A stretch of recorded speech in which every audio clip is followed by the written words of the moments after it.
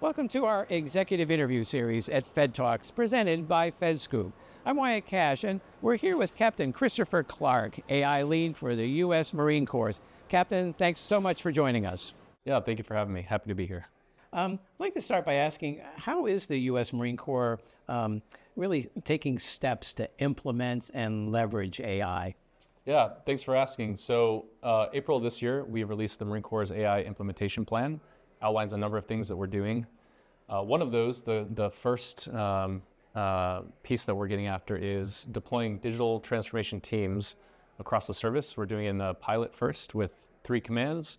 Marine Corps Expeditionary Force, the 2nd Marine Corps Expeditionary Force, 2MEF, Marine Corps Logistics Command in Albany, Georgia, and Marine Corps Forces Pacific in Hawaii, partnered with Indo-PACOM. And these teams are modeled after what we've seen as a success in industry and elsewhere, where they've deployed agile pods across their business, and those teams have been able to rapidly assess, develop, and implement and drive adoption for AI solutions. That's really led to a lot of companies still being relevant today that may not have been. And so we've adopted that concept into the Marine Corps by creating these digital transformation teams, starting with 3, but looking to grow as we assess the success of those teams. We understand what the right size is, how we need to adjust them, and really ensure that they have the top cover at echelon to be able to do the work that we need them to do.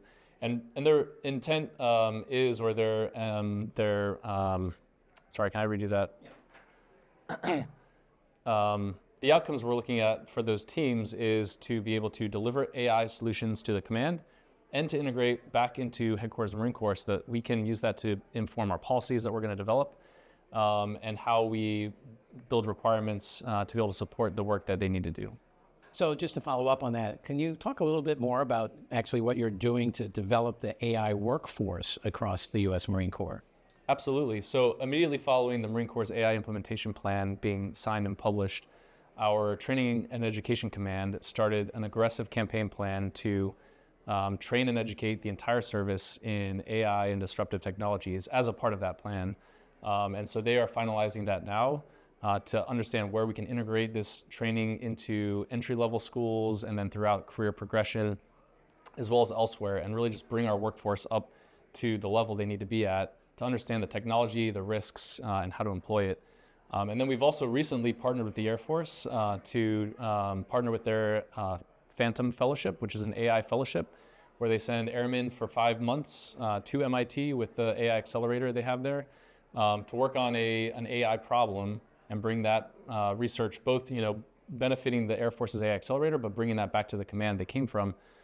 We are now sending 2 Marines as part of each cohort, so twice a year, and they're going out there with a command problem that they're going to work on and research for 5 months. And then we've already seen success for the pilot we've done where Marines have brought that solution back.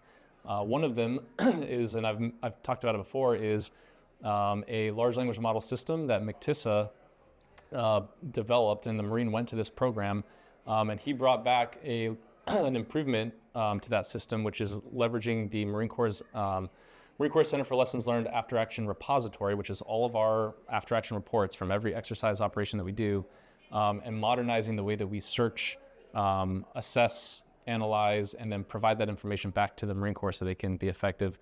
So we're seeing huge success there, so much so that we established just this August a Marine Corps AI fellowship partnered with the Naval Postgraduate School in Monterey, California. And we have 4 Marines and a civilian Marine working with the Marine Corps who are there now taking part in that fellowship.